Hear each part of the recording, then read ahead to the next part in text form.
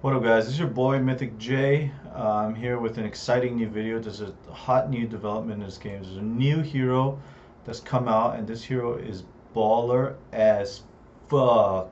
When this hero came out, I thought this design was actually a UR. That's how cool it is.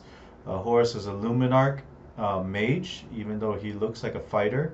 His kit is basically all based around tunnel visioning and lasering in on your opponent's enemy with the highest attack, which is generally going to be their carry. I mean, basically, he kicks off with the second ability to mark them and then start auto attacking them, and it looks like he's just going to tunnel vision them until he dies or they die. He gets like a dodge, he gets an accuracy boost. We'll look at his IW in a second. Let's take a look at his animations. This is actually my first time. Let's see if he is kind of an auto attacker. Oh, he's actually pretty dope. He's actually pew-pewing like he's a obelisk or something. So that's like his ability. Oh, okay, so he has like an immunity window. And then it says he dashes on them, but I don't see no dashing. Oh, maybe it's because they died. Okay. Yeah, I'm curious what the dash goes, but it's pretty interesting. I mean, this guy like has super sick animations. This guy's just ultra baller. Um, so let's take a quick look at the IW ability. Okay, here we are. So the iconic weapon here. So you defeat an enemy, immediately complete the cooldown of. Okay, so I'm gonna ignore like the steroids. So the Falcon Talons is okay. So basically, all that means that makes sense. All that means is when he kills the highest carry that he's fixated on, he'll run it again on the next one. So basically, they want his design is to just basically always be tunnel visioning. The wind feathers, I think he gets them from the passive ability, but it's just basically going to do extra damage to the highest attack carry here. I have truth and the wind feather dive. So basically, and he's going to keep getting stronger as he keeps using wind feathers. I think all in all, his kit is like very straightforward, and all of the different levers that the IWs are playing with. I think there's only one source of wind feathers as well. Um, okay, never mind. So one's created every 4 seconds as well. But I mean, basically, I think it's quite simple. He's basically just generating wind feathers. He's shooting them off, and he's fixating on one thing basically. I think he has like a very straightforward kit. Um, and so I want to like quickly talk about how I would evaluate this hero. Hopefully, I gave a good explanation of the kit. So first of all, let's talk about like some of the most recent heroes that have been released. So they're going to be my lowest ascension ones in general, I think. So the URs have been very strong. Wukong and Interzag have been very strong. Aphrodite has been kind of whatever. Ardio has been okay. Um, Hanzo has been solid okay. Epona has been solid okay. Mirasaki has been solid okay. My point is, I think the newer heroes in general have a much higher floor for quality. I think they have a much lower chance of being like outright terrible, like a Thor, for example.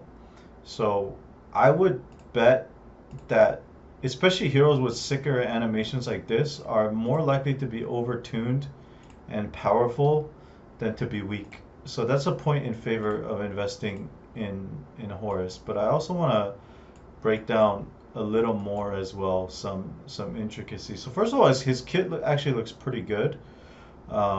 Based on his animations and like how quickly he's attacking and everything, I'm pretty sure he's going to cause a lot of trouble for the opposing carry.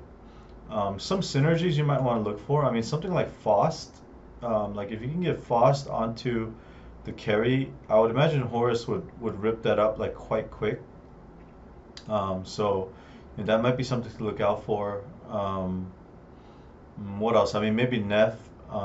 Stuff that amplifies magic damage. I mean, I'm not really sure exactly what team he's gonna fit best in, but I do think he's gonna cause a lot of damage. Oh, also stuff like Anubis and I mean Cleo's garbage, but stuff that gets into the back line. Something like Susanoo sounds like a good combination as well. I would imagine if they end up double teaming a carry. I mean, it's just gonna die like very fast. He's very interesting because he's targeting damage through. Anyway, the point is his kit like is pretty decent, but I actually want to evaluate him even outside of his kit. So first of all, like when you start the game, some important things. Luminarchs have historically been, one of the strongest factions for sure. Um, if you're just starting the game without even planning on spending, I mean, you have Western Queen, who's like one of the best units in the game. Absolutely must invest. Susanoo, who's very strong. Dionysus, who you must invest in. Artemis and Odin, and then Apollo and Gabriel are pretty solid too. So you have like 4 to 5 S to A tier units, and then a few Bs, B to A. So and then you have the URs when you throw them in. So Luminarch is still probably the strongest faction actually. So Horus is going to be competing for these resources. So I don't think he's a hero you're going to want to build in the early game. But the reason I'm going to recommend investing in Horus for sure is on the left here. So this is a sneak preview of my next tier list. I actually just finished doing all the numbers here um, for season 35, and what you're going to see here is so one of the important things about the end game here is when you start getting these resources, these IW weapon materials, they're split in 4 equally, right? So you see I have a bunch of the water essence, a bunch of the blues, which are the mage heroes iconic weapons, right? Now ideally you're going to be building each class, one at a time. The thing is I've already built multiple mages, and I've kind of force built a few of them too. I've built Amaterasu. I made her IW 600. I'm working on Gabriel and I'm working on Neff. And I still need a dump for blues, right? So the point is, especially if you're an account that's not buying. So look at this. So you have the 3 usable mages. The 3 best mages are all URs, which means they're going to require a lot of spending, a lot of soul seals. By the way, Horus's ISS cost is only 36, so he's like middle low. But let's say you're not pulling or investing in URs, or let's say it's taking way too long to pull for URs. Well, look at the mages that you can actually select from here, right?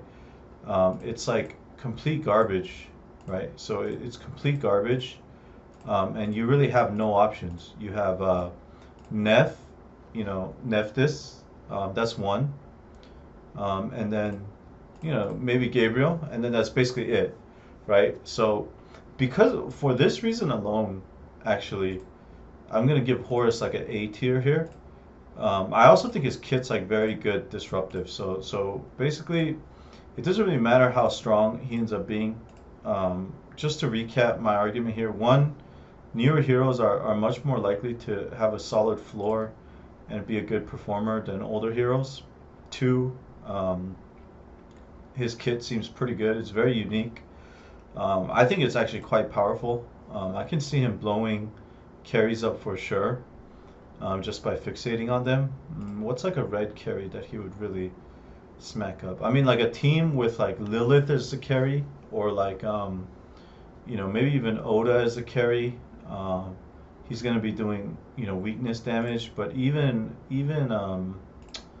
yeah, I think he's going to be doing a lot of damage to basically any carry, and we'll see exactly how fast he can blow them up. But even if the kit wasn't great, and I think the kit is like pretty good, mages are so shitty in this game right now that you're going to need to dump the crystals and the bags into something. And so for that reason, I'm going to give him an A tier for now, and I can see him being an S tier. And I think his absolute floor is looking like a B tier at this point. So this is a hero that I think is a clear investment. So go ahead and pop it out. I do not think if you're like a completely new player, I don't know if he can completely carry PvE, but maybe he can. Maybe he kills like the strongest thing and then just starts killing everything one by one. But anyway, for sure invest in this hero. He's starting as an A tier for me. And that's going to do it for this video. Hopefully everything made sense. This has been Mythic J, exploring the new hero Horus. Thank you for watching, guys, and have a wonderful day.